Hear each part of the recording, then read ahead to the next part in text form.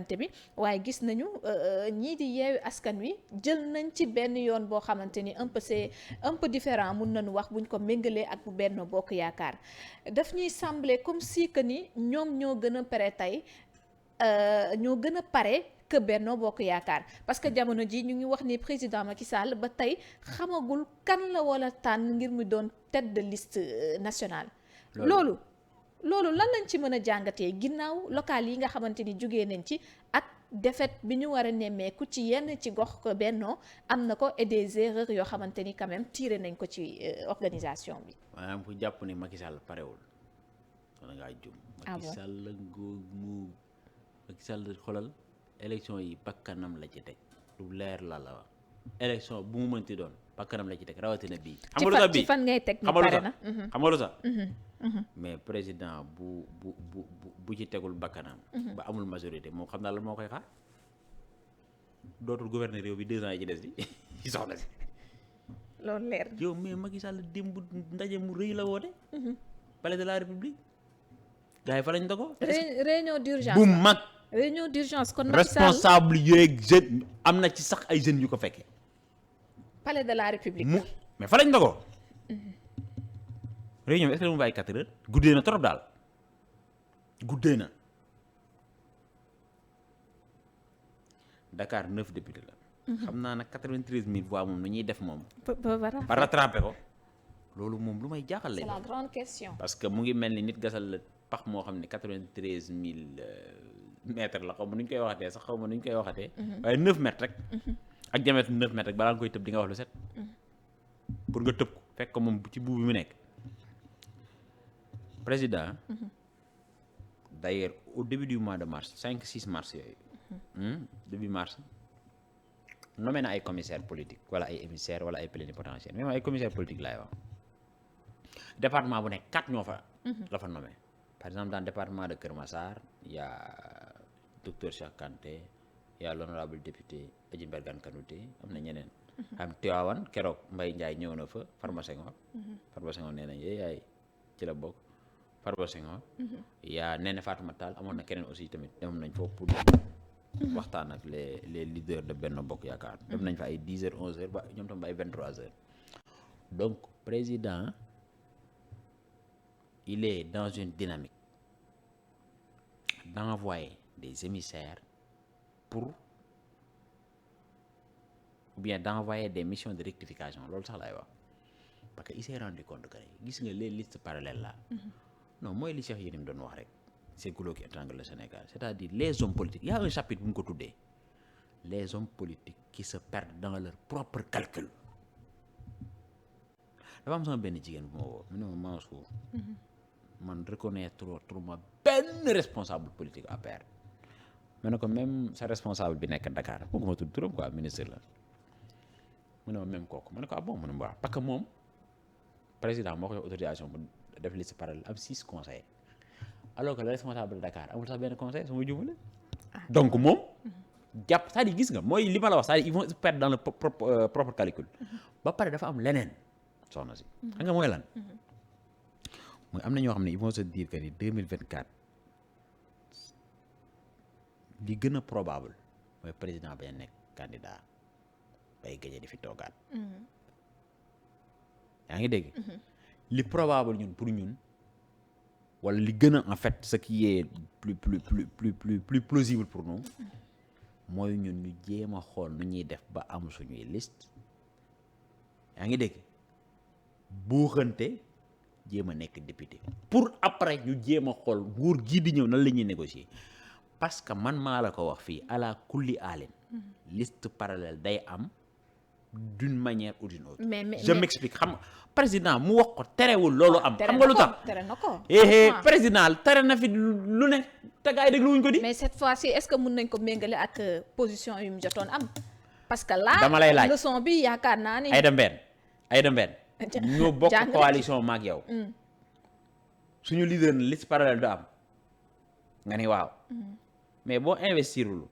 ci campagne bi joxe woo moyen yow man ma nekk tête de liste mais pratiquement man sama perte moom ngay souhaiter que man sama gagné dañu waxante dëgg. y a des gens qui ne vont pas battre campagne y a des gens yoo xamante ne bu ñu leen teree liste pour peur de représailles dañuy dem seeti kenn ci opposition bi jox ko xaalis jox ko bañeeram loolu day am donc affaire mais dinaa la waxal leen xanaa xamoo président waroon na nommer premier ministre. waroon na nommer premier waaw ministre. depuis décembre ñu koy xaar en plus. non ma ne kay benn jigéen la ko bëggoon nommer ndaw si dafa bañ. préparé woon na ba pare. maa la wax lii kay tu as compris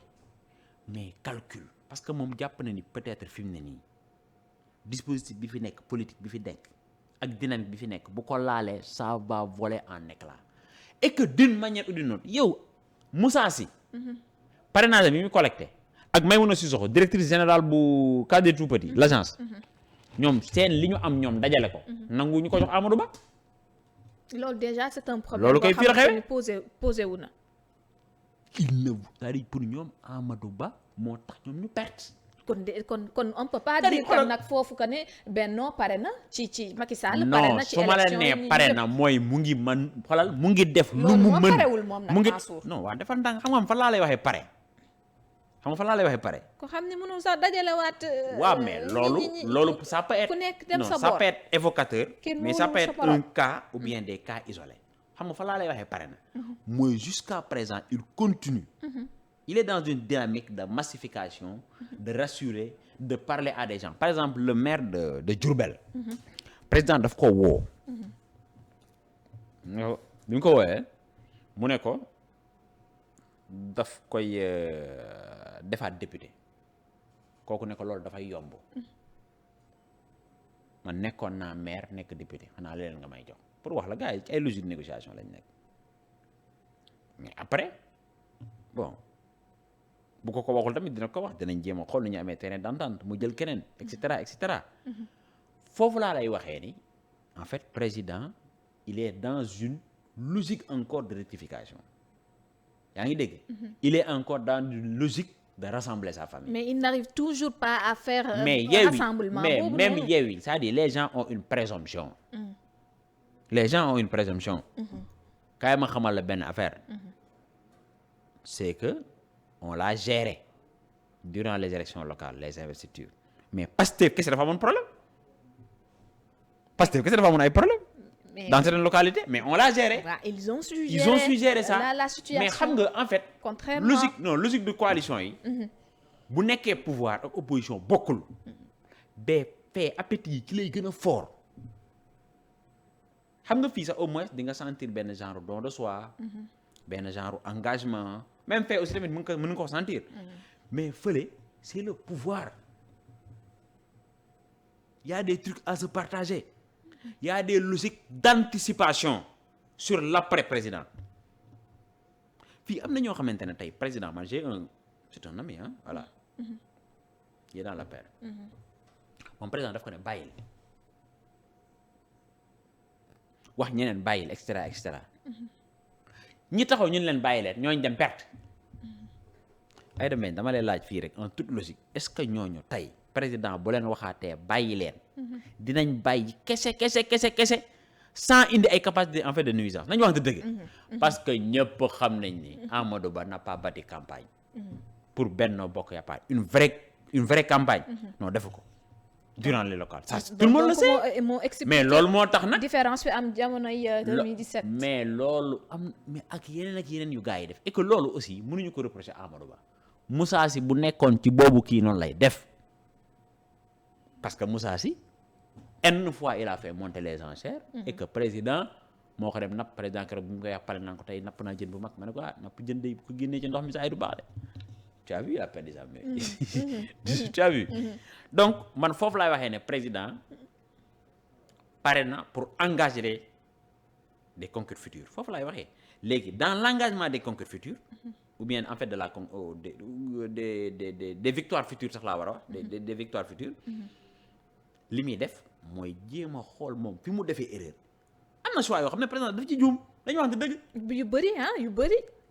daf ci juum. mais yu bëri il en est conscient. comprendre nga. foofu laa lay waxee ne moom pare na engagé yëf yi léegi nag mu ngi recevoir même si réception ay maire ak ay chef de quartier taxul nga gagné. gis nga Sénégalais yi dañu commencé di am exigence citoyenne et que la meilleure manière pour man pour nga am seen voix mais essayer de les servir de manière très désintéressée sans calcul politicien sans calcul gis nga santé bi gars yi bu ñu ko lijjanti woon Barthélémy Dias au-delà de ses coups d'éclat là mu embauché ay nit xool les 123 métiers de la villa yi nga xamante ne bii ay am na ay aménagiste ay collecteurs ay stagiaires et cetera au-delà de ay coups d'éclat ay communication yi ñuy def nii ñu jubli ci coono askan wi xam ne lu jot yàlla daf koy def bañ fee nekk maire de Dakar di lorñe ay fauteuil présidentiel ba doo def dara ci dëkk bi non loolu buñ ko defoon les choses vont venir d'elles-mêmes et de manière naturelle mais ay politicienne la ñuy def mais président est-ce que du tey jii problème bi ko njatt ba jamono ji mu toll nii xamul gauche xamul droite il est dans le tâtonnement mooy le fait que nommeegul ba tey Mansour ki taxoon sénégalais di xaar depuis décembre muy son premier ministre. waaw mais xam nga aussi man après dama la lan soo wat quoi c'est-à-dire président bu nomoon fay premier parce que wax nga ma sànq ne bëggoon na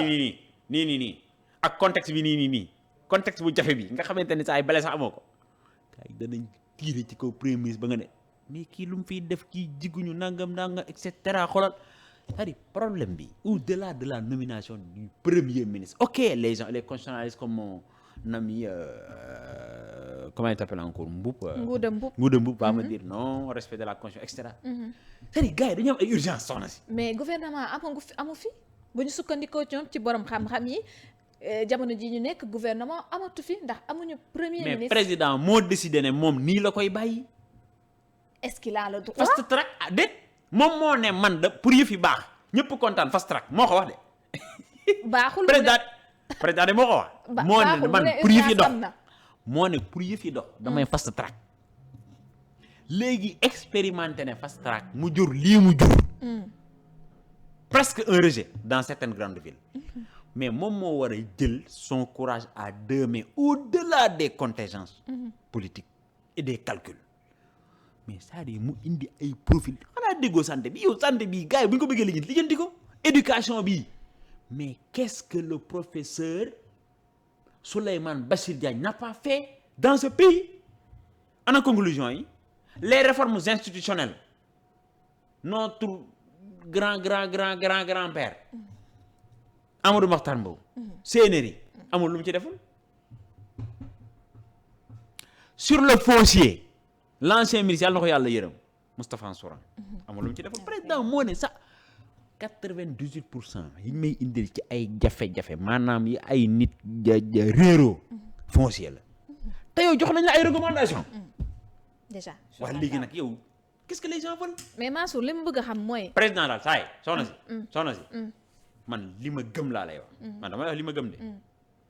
sans poste premier ministre au-delà des calculs bu bëggee yenn secteurs yi tax da koy doxal mais est-ce que dina facile si moom mu trouver son premier ministre non xam nga problème bi la au-delà de premier ministre xam nga man dinaa la wax tey loo xamante ne damaa bëgg nga c'est en téléchargement ci livre moo war a génne mooy un président doit avoir des relais qui sont à son image voilà c'est ça la vérité voilà mi ngi nii donc mais ba pare relais yooyu président am courage di leen sanctionner quitte à ce que localité boobu mu perdre ko te kay ma xamal la benn affaire gis nga xoolal ici personne ne réfléchit contre lui tu auras beau mentir celui qui vient de loin c'est-à-dire taxaw président daf ma kii nangam si les gens savent que ni yow li tax ñu sanctionner la ñu baal ma ci cadre tu as fait du n'importe quoi les gens ne sont pas avec toi loolu mooy dëgg mais problème xam nga mooy lan mooy dañ lay jële foofu parce que da nga am accointant sa opposition ba pare mais c'est quoi l'opposition c'est quoi le pouvoir si on prime l'intérêt général de ce pays dañu waxante dëgg si on prime l'intérêt général de ce pays wala par exemple jàpp nañu da nga am ay ambition même si aussi tamit am na ñoo xam ne dañu am ambition ba pare voilà di def ay genre mbir yoo xamante ni man je suis d'accord président jëlee leen foofu ñu nekk parce que gars yi parfois dañuy profiter ci seen position di def yoo xam ne bu ñu fayoon micro bi ma wax la ko mais da nga naan mais c'est du n'importe quoi donc président dafa war a am ay relais yoo xam ne relais de bons relais ñoo xam ni maanaam wóor na yàlla njëriñu Sénégal bu taxawee njëriñu Macky Sall taxaw Macky Sall la ñuy bàyyi. est-ce que moo tax ma ne est-ce que dina yomb tey ci moom mu trouver cette personnalité là alors du moment où. sànq wax nga ma ne defal nga ma révélation que ni doon na tabb ku jigéen kooku bañ. bien sûr. kooku lan moo tax mu bañ déjà. non kooku daf ko ni carrément moom naka bàyyi daal fa mu nekk mu gën a dal ci moom kooku daal jàppal ni moo jiite woon APIX. moo jiite woon ak APIX. waaw moo ko jiite woon donc moom bëggoon nañu ko def premier ministre.